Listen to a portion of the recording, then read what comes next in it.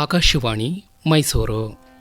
ಉಡುಪಿಯ ಪೇಜಾವರ ಮಠಾಧೀಶರಾದ ಶ್ರೀ ವಿಶ್ವೇಶತೀರ್ಥ ಶ್ರೀಪಾದಂಗಳವರೊಂದಿಗೆ ಈ ಹಿಂದೆ ನಡೆಸಿದ್ದ ಸಂದರ್ಶನದ ಧ್ವನಿಮುದ್ರಣವನ್ನು ಈಗ ನಿಮಗಾಗಿ ಕೇಳಿಸುತ್ತಿದ್ದೇವೆ. ಇವರನ್ನ ಸಂದರ್ಶನ ಮಾಡಿದ್ದಾರೆ ಡಾಕ್ಟರ್ MS ವಿಜಯಾಹರನ್. ಪ್ರಿಯ ಶ್ರೋತೃಗಳೇ, ಭಾರತೀಯ ಸಂಸ್ಕೃತಿ, ತತ್ವಜ್ಞಾನ, ಶಿಕ್ಷಣ ಪ್ರಸಾರ, ಆಧ್ಯಾತ್ಮಿಕತೆ, ಯತಿಧರ್ಮನಿಷ್ಠೆ, ಜಾತ್ಯತೀತತೆ, ಮಾನವ ಧರ್ಮ, ಸರಳ ಸಜ್ಜನಿಕೆ, ಈ ಎಲ್ಲ ಅತ್ಯುನ್ನತ ಮೌಲ್ಯಗಳ ಸಂಗಮ ಉಡುಪಿಯ ಪೇಜಾವರ ಅಧೋಕ್ಷಜ ಮಠದ ಪರಮಪೂಜ್ಯ ಪೇಜಾವರ ಯತಿವರೇಣ್ಯ ಶ್ರೀ ವಿಶ್ವೇಶತೀರ್ಥ ಶ್ರೀಪಾದರು. ಅಖಿಲ ಭಾರತ ಮಾಧ್ವ ಮಹಾಮಂಡಲವನ್ನು ಸ್ಥಾಪಿಸಿ ಅದರ ಹಲವಾರು ಶಾಖೆಗಳನ್ನು ಅನೇಕ ಸ್ಥಳಗಳಲ್ಲಿ ನಿರ್ಮಿಸಿ ಆ ಮೂಲಕ ದ್ವೈತಮತ ಪ್ರಚಾರ, ಶಿಕ್ಷಣವನ್ನು ನೀಡುತ್ತಾ ಬಂದಿದ್ದಾರೆ. ಜೊತೆಗೆ ಶಿಕ್ಷಣ ಸಂಸ್ಥೆಗಳು, ವೃದ್ಧಾಶ್ರಮ, ಅನಾಥಾಶ್ರಮ, ಸಂತ್ರಸ್ತರಿಗೆ ನೆರವು, ಹೊರ ರಾಜ್ಯಗಳಲ್ಲಿ ಯಾತ್ರಿಕರಿಗೆ ವಿಶೇಷ ಸೌಲಭ್ಯಗಳು ಮುಂತಾಗಿ ಸಮಾಜ ಸುಧಾರಣೆಯ ಮಹತ್ತರ ಕಾರ್ಯಕ್ರಮಗಳನ್ನು ಕೂಡ ಅನೇಕ ದಶಕಗಳಿಂದ ನಡೆಸಿಕೊಂಡು ಬರುತ್ತಿದ್ದಾರೆ. ಒಟ್ಟಾರೆ ಈ ಶತಮಾನ ಕಂಡ ಅಪರೂಪದ ವ್ಯಕ್ತಿ ಹಾಗೂ ಶಕ್ತಿಯಾಗಿದ್ದಾರೆ ಪೂಜ್ಯ ಸ್ವಾಮೀಜಿಯವರು. ಶ್ರೋತೃಗಳೇ, ಇಂತಹ ಸ್ವಾಮೀಜಿಯವರ ಹಿತನುಡಿಗಳನ್ನು ನಿಮಗಾಗಿ ಮೈಸೂರು ಆಕಾಶವಾಣಿ ಇಂದು ಪ್ರಸಾರ ಮಾಡುತ್ತಾ ಇದೆ. ಆಕಾಶವಾಣಿ ಮೈಸೂರು ಹಾಗೂ ಎಲ್ಲ ಶ್ರೋತೃಗಳ ಪರವಾಗಿ ಗೌರವಪೂರ್ವಕ ನಮನಗಳನ್ನು ಸಲ್ಲಿಸಿ ಸಂದರ್ಶನವನ್ನು ಪ್ರಾರಂಭಿಸೋಣ. ನಮಸ್ಕಾರ ಸ್ವಾಮೀಜಿ. ತಮ್ಮ 80 ವರ್ಷಗಳಲ್ಲಿ 71 ಚಾತುರ್ಮಾಸ್ಯ ವ್ರತ, 30 ಬಾರಿ ಶ್ರೀಮನ್ ನ್ಯಾಯಸುಧಾ ಮಂಗಳ ಮಾಡಿರುತ್ತೀರಿ. ಪೂರ್ಣಪ್ರಜ್ಞ ವಿದ್ಯಾಪೀಠದ ಮೂಲಕ ಅನೇಕ ವಿದ್ವಾಂಸರನ್ನೂ ಕೂಡ ಸಮಾಜಕ್ಕೆ ನೀಡಿದ್ದೀರಿ. 4 ಪರ್ಯಾಯಗಳನ್ನು ನಡೆಸಿದ್ದೀರಿ. ಈಗ ತಮ್ಮ ಚಾತುರ್ಮಾಸ್ಯ ವ್ರತವನ್ನು ಮೈಸೂರಿನಲ್ಲಿ ಕೈಗೊಂಡಿದ್ದೀರಿ. ಇದು ಸುಸಂಸ್ಕೃತ ಮೈಸೂರಿಗರಿಗೆ ತುಂಬ ಒಂದು ಸಂತೋಷದಾಯಕವಾದದ್ದು ಮತ್ತು ನಮ್ಮೆಲ್ಲರ ಸೌಭಾಗ್ಯ ಅಂತ ನಾನು ಭಾವಿಸಿದ್ದೀನಿ. ಈ ಒಂದು ಸಂದರ್ಭದಲ್ಲಿ ನಮ್ಮ ಶ್ರೀಸಾಮಾನ್ಯರಿಗೆ ಈ ಚಾತುರ್ಮಾಸ ವ್ರತದ ಮಹತ್ವ ಏನು, ವೈಶಿಷ್ಟ್ಯ ಏನು ಅನ್ನೋದ್ರ ಬಗ್ಗೆ ಹೇಳಬೇಕಲ್ಲ. ಚಾತುರ್ಮಾಸ್ಯ ವ್ರತದ ಮೂಲ ಉದ್ದೇಶ ಪ್ರಾಣಿಗಳಲ್ಲಿ ಕಾರುಣ್ಯ, ಅಹಿಂಸೆ. ಹಿಂದಿನ ಕಾಲದಲ್ಲಿ ಯತಿಗಳು ಪಾದಚಾರಿಗಳಾಗಿ ಸಂಚರಿಸ್ತಾ ಇದ್ದರು. ಮಳೆಗಾಲದಲ್ಲಿ ಎಲ್ಲ ಆ ದಾರಿಯಲ್ಲಿ ಸಸ್ಯಗಳೆಲ್ಲ ಬೆಳೆದು ಕ್ರಿಮಿಕೀಟಗಳು ಎಲ್ಲ ದಾರಿಯಲ್ಲಿ ಸಂಚರಿಸ್ತಾ ಇರುವಾಗ ಪಾದಯಾತ್ರೆ ಮಾಡಿದಾಗ ಕ್ರಿಮಿಕೀಟಗಳಿಗೆ ಹಿಂಸೆ ಆಗ್ತದೆ. ಕಾಲೆಲ್ಲ ತುಳಿತಕ್ಕೆ ಸಿಕ್ಕಿ ಸಾಯುವ ಸಂದರ್ಭ ಬರ್ತದೆ. ಪ್ರಾಣಿಗಳಿಗೆ ಹಿಂಸೆ ಆಗಬಾರದು. ಅದಕ್ಕಾಗಿ ಒಂದೇ ಕಡೆ 4 ತಿಂಗಳು ಮಳೆಗಾಲದಲ್ಲಿ ಸಂಚಾರವನ್ನು ತೊರೆದು ಒಂದೇ ಕಡೆ ಇರಬೇಕು ಎಂಬ ಉದ್ದೇಶದಿಂದ ಈ ಚಾತುರ್ಮಾಸ್ಯ ವ್ರತ ಪ್ರಾರಂಭವಾಗಿತ್ತು. ಇದರಲ್ಲಿ ಅಹಿಂಸೆ ಮತ್ತು ಪ್ರಾಣಿದಯೆ ಇದು ಚಾತುರ್ಮಾಸ್ಯ ವ್ರತದ ಮೂಲ ಉದ್ದೇಶ. ಆದರೆ ಈಗ ವಾಹನಗಳಲ್ಲಿ ಪ್ರಯಾಣ ಮಾಡುವಾಗ ಈಗಿನ ವಾತಾವರಣವೇ ಬದಲಾಗಿದೆ. ಯಾವಾಗಲೂ ಮಳೆಗಾಲ ಇರಲಿ, ಯಾವ ಕಾಲದಲ್ಲಿ ಕೂಡ ಟಾರ್ ರೋಡ್ನಲ್ಲಿ ಸಂಚಾರ ಮಾಡುವಂಥ ಸನ್ನಿವೇಶದಲ್ಲಿ ಚಾತುರ್ಮಾಸ್ಯದ ಉದ್ದೇಶ ಒಂದೇ ಕಡೆ ಯತಿಗಳಿದ್ದು ಆವಾಗ ಭಾಗದ ಜನರ ಹೆಚ್ಚಿನ ಸಂಪರ್ಕ ಬೆಳೆಸಿ ಒಂದು ಆಧ್ಯಾತ್ಮಿಕ ಜಾಗೃತಿ ಮೂಡಿಸುವ ಕಾರ್ಯ. ಬೇರೆ ಸಮಯದಲ್ಲಿ ಇಷ್ಟು ಅವಕಾಶ ಇರುವುದಿಲ್ಲ. ಒಂದೇ ಕಡೆ ಇದ್ದು ಜನಸಂಪರ್ಕ, ಸಮಾಜದಲ್ಲಿ ಆಧ್ಯಾತ್ಮಿಕ ಜಾಗೃತಿ ಮೂಡಿಸುವುದು. ಈ ದೃಷ್ಟಿಯಿಂದ ಈಗ ಚಾತುರ್ಮಾಸ್ಯಕ್ಕೆ ಮಹತ್ವ ಬಂದಿದೆ. ಮತ್ತು ಸ್ವಾಮೀಜಿಯವರ ತಮ್ಮ ಪೂರ್ವಾಶ್ರಮ ಶಿಕ್ಷಣ, ಗುರುಪರಂಪರೆ, ಇದರ ಬಗ್ಗೆ ತಿಳಿಯುವ ಕುತೂಹಲ ನಮ್ಮ ಶ್ರೋತೃಗಳಿಗಿದೆ. ಈ ಬಗ್ಗೆ ಗುರುಪರಂಪರೆ, ಮಧ್ವಾಚಾರ್ಯರೇ ನಮ್ಮ ಪರಂಪರೆಯ ಮೂಲ ಗುರುಗಳು. ಆಮೇಲೆ ಭಾಗವತಕ್ಕೆ ವ್ಯಾಖ್ಯಾನ ಬರೆದ ಅಖಿಲ ಭಾರತ ಪ್ರಸಿದ್ಧಿಯುಳ್ಳ ಗ್ರಂಥವನ್ನು ಬರೆದಿದ್ದಾರೆ ಆ ವಿಜಯಧ್ವಜ ತೀರ್ಥರು. ಮತ್ತು ಅನೇಕ ಟಿಪ್ಪಣಿಕಾರರು, ವಿದ್ವಾಂಸರು, ಪಂಡಿತರು ನಮ್ಮ ಪರಂಪರೆಯಲ್ಲಿ ಬಂದಿದ್ದಾರೆ. ಅಂಥ ಪರಂಪರೆಯಲ್ಲಿ ನಾವು 32ನೇವರು. ನಾವು ರಾಮಕುಂಜವೆಂಬ ಪುತ್ತೂರು ತಾಲೂಕಿನ ಹಳ್ಳಿಯಲ್ಲಿ ನಾವು ಹುಟ್ಟಿದ್ದೆವು. ತಾವು ಮಠಾಧೀಶರಾಗಿ ಮಾನವೀಯ ಮೌಲ್ಯವನ್ನು ಎತ್ತಿ ಹಿಡಿಯುವ ರಾಯಭಾರಿಯಾಗಿದ್ದೀರಿ. ಜಾತ್ಯತೀತತೆಯನ್ನು ಮೆರೆದಿದ್ದೀರಿ.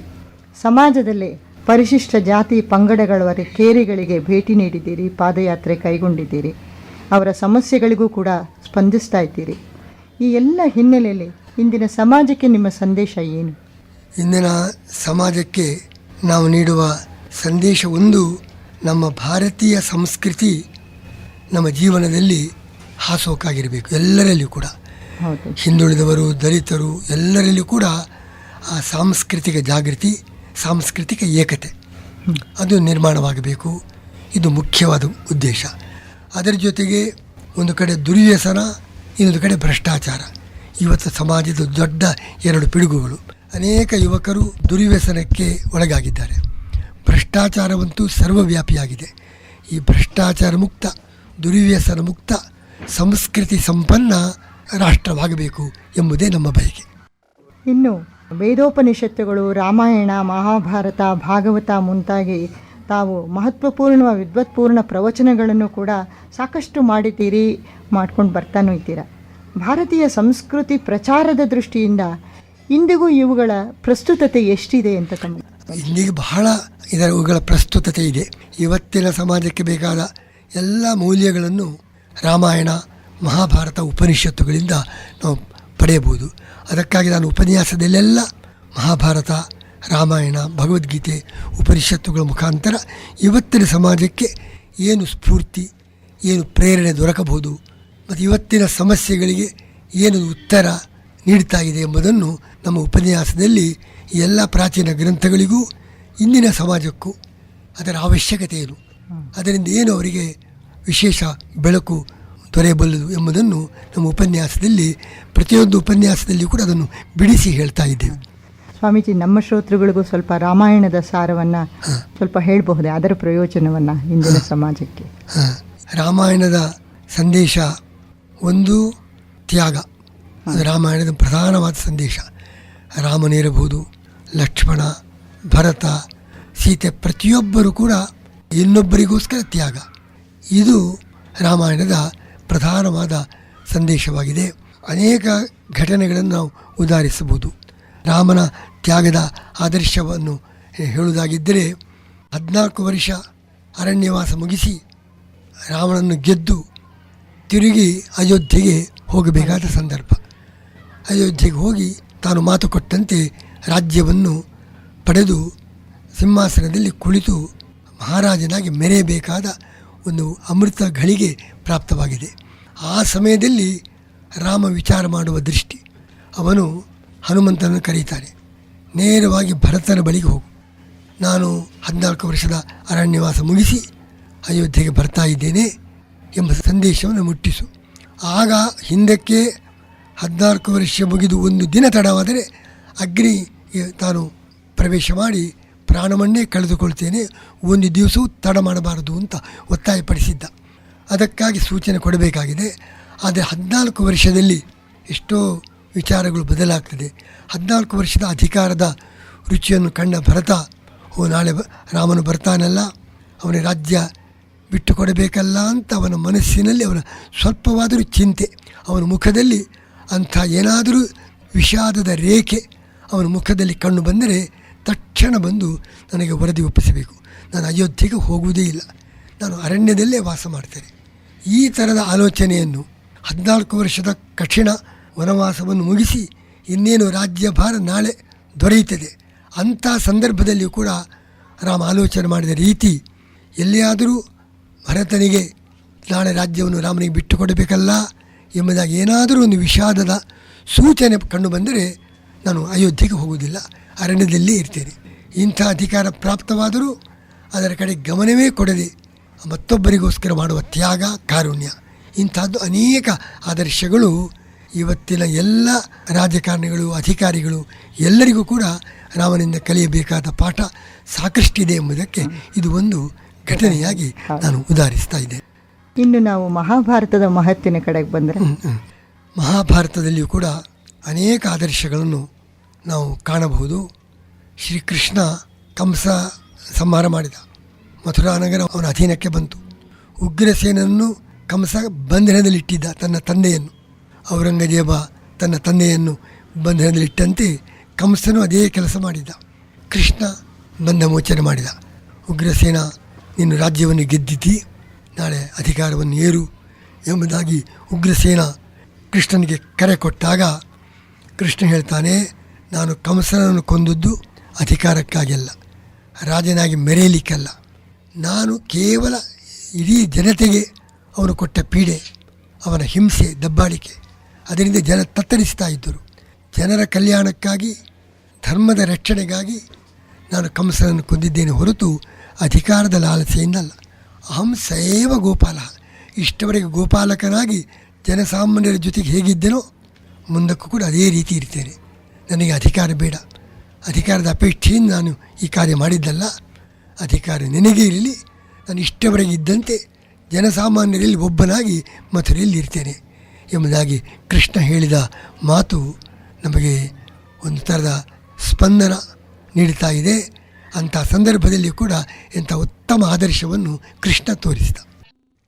ಭಾರತೀಯ ಸಂಸ್ಕೃತಿಯ ಒಂದು ಮೌಲ್ಯಗಳನ್ನು ಮೈಗೂಡಿಸಿಕೊಂಡಂಥ ದೇಶ ನಮ್ಮದು. ಹೀಗಿರುವಾಗ ಇತ್ತೀಚೆಗೆ ಕೆಲವು ದಶಕಗಳಿಂದ ಅನ್ಬೋದು ಪಾಶ್ಚಾತ್ಯ ಸಂಸ್ಕೃತಿಯಲ್ಲಿನ ಒಳ್ಳೆಯ ಅಂಶಗಳನ್ನು ಬಿಟ್ಟು ಮತ್ತು ಭಾರತೀಯ ಸಂಸ್ಕೃತಿಗೆ ಒಗ್ಗದೇ ಇರುವಂತಹ ಕೆಲವು ಅಂಶಗಳನ್ನು ಅಂಧಾನುಕರಣೆಗಳನ್ನು ಮಾಡ್ತಾ ಇಂದಿನ ಸಮಾಜದಲ್ಲಿ, ಅದರಲ್ಲೂ ವಿಶೇಷವಾಗಿ ಯುವ ಪೀಳಿಗೆಯವರು ಅದರ ಪ್ರಭಾವಕ್ಕೆ ಒಳಗಾಗ್ತಾ ಇದ್ದಾರಲ್ಲ, ಇದು ಒಂದು ರೀತಿ ಸಾಂಸ್ಕೃತಿಕ ಸಂಘರ್ಷಕ್ಕೂ ಎಡೆಮಾಡಿಕೊಡ್ತಾ ಇದೆಯಾ?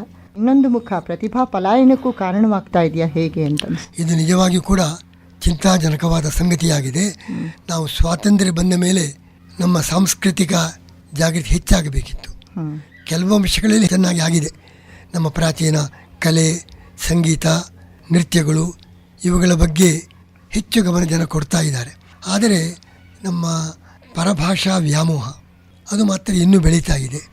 ಅದರಿಂದ ಪಾಶ್ಚಾತ್ಯ ಸಂಸ್ಕೃತಿಯ ಅನುಕರಣೆ, ಹಿಂದಿನ ಕಲೆ ಸಂಸ್ಕೃತಿಗಳೇ ನಾವು ಬೆಲೆ ಕೊಡ್ತಾ ಇದ್ದೇವೆ ಕಲೆ ಇವುಗಳಿಗೆ. ಆದರೆ ವೇಷ, ಭೂಷಣ, ವ್ಯವಹಾರ, ನಡತೆ ಎಲ್ಲವೂ ಕೂಡ ನಾವು ಪಾಶ್ಚಾತ್ಯರ ಮಾನಸ ಪುತ್ರರು. ನಮ್ಮ ಜನ ಪಾಶ್ಚಾತ್ಯರ ಮಾನಸ ಪುತ್ರರಾಗಿದ್ದೇವೆ. ಎಲ್ಲ ರೀತಿಯಿಂದ ಅವರ ಅನುಕರಣೆ, ನಿತ್ಯದ ವ್ಯವಹಾರ, ವೇಷಭೂಷಣ, ಭಾಷೆ ಎಲ್ಲದರಲ್ಲಿಯೂ ಕೂಡ ಪರಕೀಯ ಅನುಕರಣೆ ಹೆಚ್ಚಾಗಿರುವುದು ಬಹಳ ದುಃಖದ ಸಂಗತಿಯಾಗಿದೆ. ಅದರಂತೆ ಮಕ್ಕಳಲ್ಲಿ ಕೆಟ್ಟ ಅಭಿರುಚಿ ಬೆಳೀತಾ ಇದೆ.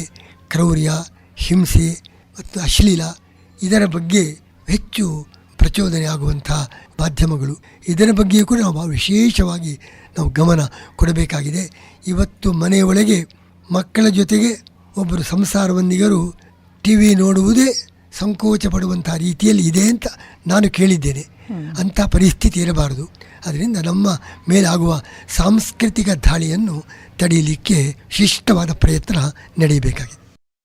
ಮತ್ತು ಸ್ವಾಮೀಜಿಯವರೇ, ಯಾವುದೇ ಒಂದು ಪಾಶ್ಚಾತ್ಯ ಸಂಸ್ಕೃತಿಯಾಗಿರ್ಬೋದು, ಯಾವುದೇ ಸಂಸ್ಕೃತಿಯ ಒಳ್ಳೆಯ ಅಂಶಗಳನ್ನು ತಗೊಳ್ಳೋದರಲ್ಲಿ ನೀವು ಹೇಳಿದಾಗೆ ತುಂಬ ಒಳ್ಳೆಯ ಅಂಶಗಳಿರುತ್ತೆ. ಆದರೆ ಅದರ ಒಂದು ಆ ನಿಷ್ಠೆಯನ್ನು ತಿಳಿಸಬೇಕಾದ ಅಗತ್ಯ ಕೂಡ ಇಂದಿನ ಸಮಾಜಕ್ಕಿದೆ. ನಾವು ಯಾವುದನ್ನು ಪೂರ್ಣವಾಗಿ ವಿರೋಧ ಮಾಡುವುದಿಲ್ಲ. ಎಲ್ಲ ಥರದ ವಿಚಾರಗಳು ನಮ್ಮ ಅಂಗಳಕ್ಕೆ ಬರಲಿ ಎಂಬುದೇ ನಮ್ಮ ಒಂದು ಅಪೇಕ್ಷೆಯಾಗಿದೆ. ಒಂದು ಕೆಟ್ಟ ಅಂಶಗಳಿಂದ ನಮ್ಮ ಜನತೆಯ ಮೇಲೆ ಕೆಟ್ಟ ಪರಿಣಾಮ ಆಗಬಾರ್ದು ಇಷ್ಟೇ.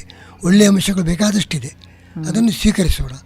ಯಾವುದನ್ನು ಕೂಡ ನಿರ್ವಿಕಾರ ಮನಸ್ಸಿನಿಂದ ಪಾಶ್ಚಾತ್ಯವಾಗಿರಲಿ ಪೌರಸ್ತ್ಯವಾಗಿರಲಿ ಒಳ್ಳೆಯದನ್ನು ಎರಡೂ ಕಡೆಯಿಂದ ಸ್ವೀಕಾರ ಮಾಡುವ ನಿರ್ವಿಕಾರ ಮನಸ್ಸು ನಮಗಿರಬೇಕು.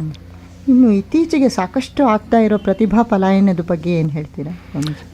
ಪ್ರತಿಭಾ ಪಲಾಯನದ ಬಗ್ಗೆ ಒಂದು, ಈ ದೇಶದಲ್ಲಿ ನಮ್ಮ ವಿಜ್ಞಾನಿಗಳಿಗೆ, ಪ್ರತಿಭಾವಂತರಿಗೆ ಸರಿಯಾದ ಉತ್ತೇಜನ ಕೊಡಬೇಕು. ಆ ವಿಷಯದಲ್ಲಿಯೂ ಕೂಡ ನಮ್ಮ ಸರ್ಕಾರದ ಪ್ರಯತ್ನ ಸಾಲದು. ಇನ್ನೊಂದು, ನಮ್ಮ ಜನರಿಗೆ ರಾಷ್ಟ್ರಭಕ್ತಿ, ನಮ್ಮ ರಾಷ್ಟ್ರ ಎಂಬ ಅಭಿಮಾನ ಬೆಳೆಯಬೇಕು, ಅದು ಕಡಿಮೆ. ಪ್ರತಿಭಾವಂತರಿಗೆ ರಾಷ್ಟ್ರಭಕ್ತಿಯ ಭಾವ, ನಮ್ಮ ಯುವಕರನ್ನು ನಮ್ಮ ದೇಶದ ಸೇವೆಗೆ ತೊಡಗಿಸಬೇಕೆಂಬ ಈ ಸಂಕಲ್ಪ ಶಕ್ತಿ ರಾಜಕಾರಣಿಗಳಿಗೆ, ಸರ್ಕಾರಕ್ಕೆ ಇಲ್ಲ. ಈ ಎರಡು ದೋಷಗಳಿಂದಾಗಿ ಪ್ರತಿಭಾ ಪಲಾಯನ ಆಗ್ತಾ ಇದೆ. ಸ್ವಾಮೀಜಿಯವರೇ, ಗೋಹತ್ಯೆ ನಿಷೇಧದ ಬಗ್ಗೆ ಸಾಕಷ್ಟು ತಮ್ಮ ನಿಲುವನ್ನೆಲ್ಲ ನಾವು ಪತ್ರಿಕೆಗಳಲ್ಲಿ ಓದಿದ್ದೀವಿ. ಆದರೂ ಪತ್ರಿಕೆಗಳನ್ನು ಓದಕ್ಕೆ ಬಾರದಂತಹ ನಮ್ಮ ಅನೇಕ ಶ್ರೀಸಾಮಾನ್ಯರ ಪರವಾಗಿ ಈ ಪ್ರಶ್ನೆ. ಒಂದು, ಇವತ್ತಿನ ಕೃಷಿ ಪದ್ಧತಿಯ ಬಗ್ಗೆ ನಾವೆಲ್ಲ ಪರಿಶೀಲಿಸಬೇಕಾಗಿದೆ. ಈ ಹೊಸ ಥರದ ಕೃಷಿ ಪದ್ಧತಿ, ಪಾಶ್ಚಾತ್ಯ ಕೃಷಿ ಪದ್ಧತಿಯ ಅನಿಷ್ಟಗಳನ್ನು ಈಗ ಅನುಭವಿಸ್ತಾ ಇದ್ದೇವೆ. ಭೂಮಿ ನಿಸ್ಸಾರವಾಗ್ತಾ ಇದೆ. ರಾಸಾಯನಿಕ ಗೊಬ್ಬರಗಳಿಂದ ಅನೇಕ ರೀತಿಯ ಹಾನಿ, ಅದರಿಂದ ಉಂಟಾಗುವ ತರಕಾರಿಗಳು ಕೂಡ ಕಲುಷಿತವಾಗ್ತಾ ಇದೆ. ಇದೆಲ್ಲ ನಮಗೆ ಅನುಭವಕ್ಕೆ ಬಂದಿದೆ. ಆದ್ದರಿಂದ ಹಿಂದಿನ ಪದ್ಧತಿಯ ಕೃಷಿಯನ್ನೇ ನಾವು ಬೆಳೆಸಬೇಕಾಗಿದೆ. ಅದು ಬೆಳೆಯಬೇಕಾಗಿದ್ದರೆ ಗೋವಂಶ ಬೇಕೇ ಬೇಕು. ಆ ದೃಷ್ಟಿಯಿಂದ, ನಮ್ಮ ಆರ್ಥಿಕ ದೃಷ್ಟಿಯಿಂದ, ಕೃಷಿಯ ಬೆಳವಣಿಗೆಯ ದೃಷ್ಟಿಯಿಂದ ಗೋವಂಶ ಉಳಿಯಬೇಕು ಎಂಬುದನ್ನು ನಾವು ಬಯಸಲೇಬೇಕಾಗಿದೆ. ಒಂದು. ಇನ್ನು ಹಸುಗಳು, ಎಮ್ಮೆ ಇವುಗಳ ಹಾಲನ್ನು ಕುಡಿತಾ ಇದ್ದೇವೆ. ಅಂಥ ಪ್ರಾಣಿಗಳನ್ನು ಕೊಂದು ಅವುಗಳ ಮಾಂಸವನ್ನು ತಿನ್ನುವುದು ಅಂದರೆ ಇದು ಎಷ್ಟು ದೊಡ್ಡ ಅಮಾನವೀಯವಾದ ಒಂದು ದೃಷ್ಟಿ.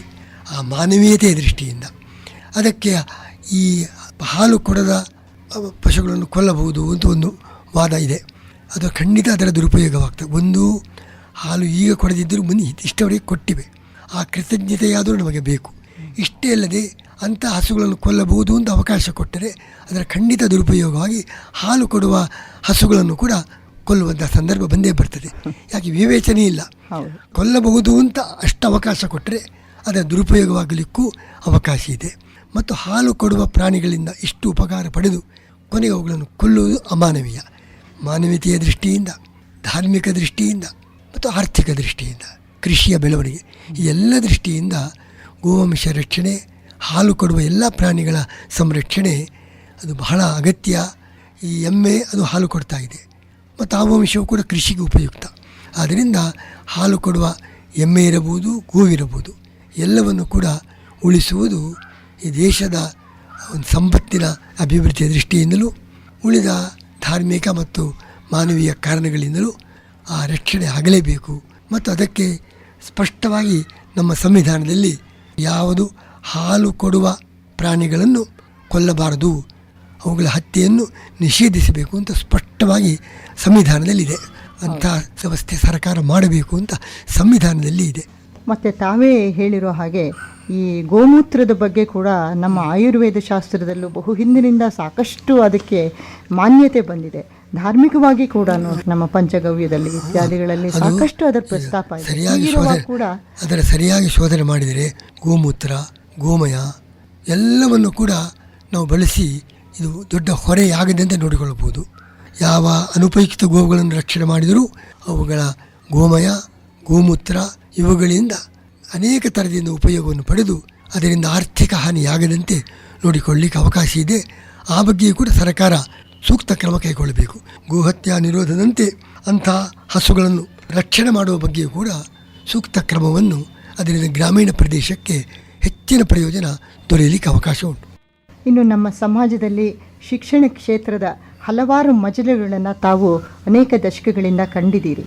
ಈ ಶಿಕ್ಷಣ ಪದ್ಧತಿಯಲ್ಲಿ ಸುಧಾರಣೆ ಅಥವಾ ಗುರುಕುಲ ಶಿಕ್ಷಣ ಪದ್ಧತಿಯ ಬಗ್ಗೆ, ಅದರ ಔಚಿತ್ಯ, ಉದ್ದೇಶಗಳು, ಇದ್ರ ಬಗ್ಗೆ ತಮ್ಮ ಅನಿಸಿಕೆ ಏನು ಸ್ವಾಮೀಜಿ? ಇದರಲ್ಲಿ ಶಿಕ್ಷಣ ಪದ್ಧತಿಯ ಬಗ್ಗೆ ಹೇಳುವುದಾಗಿದ್ದರೆ ಎಲ್ಲದಕ್ಕಿಂತ ಶಿಕ್ಷಕರ ಜವಾಬ್ದಾರಿ ಹೆಚ್ಚು. ಶಿಕ್ಷಕರು ತಮ್ಮ ನಡತೆ ಮಾತುಗಳಿಂದ ಆದರ್ಶರಾಗಿದ್ದರೆ ಮಾತ್ರ ನಮ್ಮ ಶಿಕ್ಷಣ ಯಶಸ್ವಿಯಾಗ್ತದೆ. ಮಕ್ಕಳ ಬಗ್ಗೆ ನಾನು ಆರೋಪಿಸಲಿಕ್ಕೆ ಸಾಧ್ಯವಿಲ್ಲ. ಹೌದು, ಮಕ್ಕಳು ತಂದೆ ತಾಯಿ ಮಾತು ಕೇಳೋದಕ್ಕಿಂತ ಗುರುಗಳ ಮಾತನ್ನ ಹೆಚ್ಚು ನಂಬುತ್ತಾರೆ ಅಂತ ಶಿಕ್ಷಕರು ಒಂದು ನಮ್ಮ ದೇಶದ ಪ್ರೇಮ ಬೆಳೆಸಬೇಕು ಮತ್ತು ನೈತಿಕ ಮೂಲ್ಯ, ಇದು ಎರಡನ್ನು ಬೆಳೆಸುವ ದೃಷ್ಟಿಯಿಂದ ಶಿಕ್ಷಕರು ಕಳಕಳಿಯಿಂದ ಕಾರ್ಯ ಮಾಡಬೇಕು. ಅದೇ ರೀತಿ ಅವರು ಬದುಕಬೇಕು. ಅದು ಮಕ್ಕಳ ಮೇಲೆ ಹೆಚ್ಚು ಪ್ರಭಾವ ಬೀರಬಲ್ಲದು. ಅದಿಲ್ಲದೆ ಹೋದರೆ ಎಷ್ಟು ನಾವು ಯೋಜನೆ ಮಾಡಿದರೂ ಕೂಡ ಅದು ಫಲಕಾರಿಯಾಗಲಾರದು. ತಾವು ಗುರುಕುಲ ಪದ್ಧತಿಯಿಂದ ಸಾಕಷ್ಟು ವೇದ ಪಾಠ ಶಾಲೆಗಳು ಎಲ್ಲ ನಡೆಸ್ತಾ ಇದ್ದಾರೆ. ಗುರುಕುಲ ಪದ್ಧತಿ ಬಗ್ಗೆ, ಅದು ಗುರುಕುಲ ಪದ್ಧತಿಗೆ ಸೀಮಿತ ಆಗಿದೆ. ಸಕಲ ವಿದ್ಯಾರ್ಥಿಗಳಿಗೂ ಅವಕಾಶವಾಗುವ ರೆಸಿಡೆನ್ಷಿಯಲ್ ಸ್ಕೂಲು, ಆ ರೆಸಿಡೆನ್ಷಿಯಲ್ ಸ್ಕೂಲು ಕೂಡ ಅಲ್ಲಿಯ ವ್ಯವಸ್ಥೆ, ಅಲ್ಲಿಯ ನೈತಿಕ ಮಟ್ಟವನ್ನು ಉಳಿಸಿದರೆ ಮಾತ್ರ ಅದು ಫಲಕಾರಿಯಾಗ್ತದೆ. ಇಲ್ಲದೆ ಹೋದರೆ ಅದು ಕೂಡ ಅನುಪಯುಕ್ತವಾಗಲಿಕ್ಕೆ ಸಾಧ್ಯ. ತುಂಬ ಒಳ್ಳೆ ಮಾತು ಹೇಳಿದ್ರಿ. ಮತ್ತು ಮನೆಯೇ ಮೊದಲ ಪಾಠಶಾಲೆ, ಜನನಿ ತಾನೇ ಮೊದಲ ಗುರುವು ಅಂತ ಹೇಳಿರುವಂತಹ ಉನ್ನತ ಮೌಲ್ಯವನ್ನು ಬಿಂಬಿಸಿದಂಥ ಸಂಸ್ಕೃತಿ ನಮ್ಮದು. ಹೀಗಿರುವಾಗ ಇಂಥ ಭಾರತೀಯ ಸಂಸ್ಕೃತಿಯ ಸಂರಕ್ಷಣೆಯ ಹೊಣೆಗಾರಿಕೆ, ಅದರ ಬಗ್ಗೆ ನಿಮ್ಮ ನಿರ್ದೇಶನ ಏನು? ಆಚಾರ್ಯ ದೇವೋಭವ, ಮಾತೃ ದೇವೋಭವ, ಪಿತೃದೇವೋಭವ, ಆ ಮೂವರು ಕೂಡ ದೇವತೆಗಳಂತೆ ವರ್ತಿಸಬೇಕು. ಮನೆಯಲ್ಲಿ ತಂದೆ ತಾಯಂದಿರು, ವಿದ್ಯಾಸಂಸ್ಥೆಯಲ್ಲಿ ಗುರುಗಳು, ಅವರು ಆ ರೀತಿಯ ದೇವತ್ವವನ್ನು ಉಳಿಸಿಕೊಂಡರೆ ಮಕ್ಕಳೆಲ್ಲರೂ ಕೂಡ ಹೊಸ ಯುಗವನ್ನೇ ನಿರ್ಮಾಣ ಮಾಡಬಹುದು. ಮನೆಯಲ್ಲಿಯೂ ಅಂಥ ವಾತಾವರಣ, ಸ್ಕೂಲಲ್ಲಿಯೂ, ಎರಡೂ ಕಡೆಗಳಲ್ಲಿಯೂ ಕೂಡ ಅಂಥ ವಾತಾವರಣ ಇಲ್ಲ. ಆ ಪರಿಸ್ಥಿತಿಯಲ್ಲಿ ನಾವು ಶಿಕ್ಷಣ ಸಂಸ್ಥೆಗಳಿಂದ ನಮ್ಮ ನಿರೀಕ್ಷಣೆಯ ಒಂದು ಬದಲಾವಣೆ ಆಗ್ತದೆ ಅಂತ ನಿರೀಕ್ಷಣೆ ಮಾಡೋದು ಹೀಗೆ. ಕೊನೆಯದಾಗಿ ಒಂದು ಪ್ರಶ್ನೆ ಸ್ವಾಮೀಜಿ. ಜಪ, ತಪ, ಅನುಷ್ಠಾನ, ಸ್ವಾಧ್ಯಾಯ ಮತ್ತು ಪಾಠ ಪ್ರವಚನ, ದೇಶದಲ್ಲಿ ಸಮಸ್ಯೆಗಳಿಗೆ ಸ್ಪಂದಿಸ್ತಾ ಇದ್ದೀರಿ, ಇದು ಎಲ್ಲ ತಾವು ಮಾಡ್ತಾ ಇದ್ದೀರಿ. ಇಷ್ಟರ ನಡುವೆ ತಾವು ಕ್ರಿಯಾಶೀಲರಾಗಿ ಚೈತನ್ಯದ ಚಿಲುಮೆಯಾಗಿಯೇ ಕಾಣ್ತಾ ಇದ್ದೀರಾ. ಈ ಒಂದು ಸಮನ್ವಯ ಸಾಧಿಸುವುದರ ಗುಟ್ಟೇನು ಅಂತ ಕೇಳಬಹುದು? ಇದರಲ್ಲಿ ಏನು ಗುಟ್ಟಿ ಇಲ್ಲ, ದೇವರ ಅನುಗ್ರಹ ಒಂದೇ ಕಾರಣ. ದೇವರ ಅನುಗ್ರಹ ಇದೆ ಮತ್ತು ನಮ್ಮ ಕೆಲವು ಆಹಾರ ನಿಯಮ, ನಮ್ಮ ಏಕಾದಶಿ ಉಪವಾಸ ಮತ್ತು ದೇವರ ಪೂಜೆ ಪ್ರಾರ್ಥನೆ ಇದರಲ್ಲಿ ತೊಡಗಿದ್ದರಿಂದ ಒಂದು ಕಡೆ ಆ ಶರೀರಕ್ಕೂ ಆ ಶಕ್ತಿ ಬಂದಿದೆ. ಅದೊಂದು ಭಗವಂತನ ಅನುಗ್ರಹ ಅಂತಲೂ ಭಾವಿಸಬೇಕು. ಅದಕ್ಕಿಂತ ಹೆಚ್ಚು ನಾನೇನು ಹೇಳಲಾರೆ. ಸ್ವಾಮೀಜಿಯವರೇ, ಈ ಉಪವಾಸದ ಬಗ್ಗೆ ಗಾಂಧೀಜಿಯವರು ಕೂಡ ಅತ್ಯಂತ ಮಹತ್ವಪೂರ್ಣವಾದ ಮಾತುಗಳನ್ನು ಆಡಿದ್ದಾರೆ. ಉಪವಾಸ ಎಷ್ಟು ಮಾನವನಿಗೆ ಚೈತನ್ಯದಾಯಿ ಅಂತ ತಮ್ಮ 15 ದಿನಗಳಿಗೊಮ್ಮೆ ಉಪವಾಸ ಮಾಡುವುದರಿಂದ ದೇಹದ ಆರೋಗ್ಯ, ಚಟುವಟಿಕೆ ಎಲ್ಲದಕ್ಕೂ ಶಕ್ತಿ ಬರ್ತದೆ. 15 ದಿನಗಳಿಗೊಮ್ಮೆ ಮಾಡುವ ಉಪವಾಸ ಇಡೀ 15 ದಿನಗಳಲ್ಲಿ ನಮಗೆಲ್ಲ ಶಕ್ತಿಯನ್ನು ನೀಡಲು ಸಾಧ್ಯ. ಮತ್ತು ಆಹಾರದಲ್ಲಿಯೂ ಮಿತಾಹಾರ, ನಾವು ಆಹಾರದಲ್ಲಿ ಒಂದು ಕ್ರಮ ಇತಿಮಿತಿ ಇಟ್ಟುಕೊಂಡಿದ್ದೇವೆ ಮತ್ತು ಉಪವಾಸ ತಪ್ಪದೇ ಆಚರಿಸಿದ್ದೇವೆ ಮತ್ತು ನಮ್ಮ ಧಾರ್ಮಿಕ ಅನುಷ್ಠಾನವನ್ನು ಯಾವ ಸಂದರ್ಭದಲ್ಲಿ ಬಿಡುವುದಿಲ್ಲ. ಇಷ್ಟು ಇದ್ದದ್ದರಿಂದ ದೇವರು ಇದೆಲ್ಲ ಕಾರ್ಯ ನಮ್ಮಿಂದ ನಡೀತಾ ಇದೆ. ಒಳ್ಳೆಯದು ಸ್ವಾಮೀಜಿ. ಇದುವರೆಗೆ ತಾವು ತಮ್ಮ ಅಮೂಲ್ಯವಾದ ಹಿತನುಡಿಗಳನ್ನು ನಮ್ಮ ಕೇಳುಗ ಬಂಧುಗಳಿಗೆ ತಿಳಿಸಿದ್ದೀರಿ. ಅವರೆಲ್ಲರ ಪರವಾಗಿ, ಆಕಾಶವಾಣಿಯ ಪರವಾಗಿ ಹಾಗೂ ವೈಯಕ್ತಿಕವಾಗಿ ತಮ್ಮಲ್ಲಿ ಸವಿನಯವಾಗಿ ನಾನು ಆಶೀರ್ವಾದಗಳನ್ನು ಬೇಡುತ್ತಾ ಗೌರವಪೂರ್ವಕ ವಂದನೆಗಳನ್ನು ಸಲ್ಲಿಸ್ತಾ ಇದ್ದೀನಿ. ನಮಗೂ ನಮ್ಮ ವಿಚಾರಗಳನ್ನು ನಮ್ಮ ಜನತೆ ಮುಂದೆ ಇಡಲು ಅವಕಾಶ ಕಲ್ಪಿಸಿಕೊಟ್ಟಿದ್ದೀರಿ, ಅದಕ್ಕೆ ನಿಮಗೂ ನಮ್ಮ ಅಭಿನಂದನೆಗಳು. ಉಡುಪಿಯ ಪೇಜಾವರ ಮಠಾಧೀಶರಾದ ಶ್ರೀ ವಿಶ್ವೇಶತೀರ್ಥ ಶ್ರೀಪಾದಂಗಳವರೊಂದಿಗೆ ಈ ಹಿಂದೆ ನಡೆಸಿದ್ದ ಸಂದರ್ಶನದ ಧ್ವನಿಮುದ್ರಣವನ್ನು ಇದುವರೆಗೆ ಕೇಳಿದಿರಿ. ಇವರನ್ನು ಸಂದರ್ಶನ ಮಾಡಿದ್ದವರು ಡಾಕ್ಟರ್ MS ವಿಜಯಾಹರನ್.